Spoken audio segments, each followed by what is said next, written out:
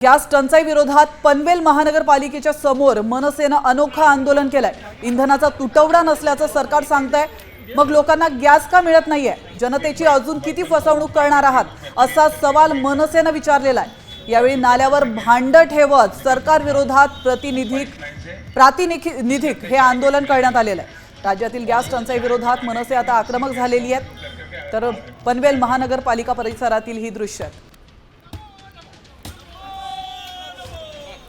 देशाचे पंतप्रधान माननीय नरेंद्र मोदी यांनी देशातल्या तरुणांना विज्ञानाची आवड निर्माण व्हावी म्हणून एक वैज्ञानिक प्रयोग सांगितला होता की कोणत्याही नाल्यामध्ये तुम्ही भांड उपडं करा, त्याला भोग पाडा आणि त्याच्यातून पाईप काढून तो सरळ शेगडीला जोडला तर तुम्हाला गॅस मिळतो नाल्यातला। मोदीजींनी करून बघितलेला आहे, त्यामुळे हा सक्सेसफुल झाला तर सगळ्यांनाच घरच्या घरी गॅस मिळेल।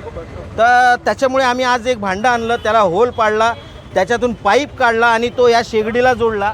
दुर्दैवाने मोदीजी इतकी वर्ष जे खोटं बोलत आहेत हे सुद्धा त्यांचं म्हणणं खोटं निघालं। कोणताही गॅस निर्माण झाला नाही, लोकांची फक्त दिशाभूल झाली।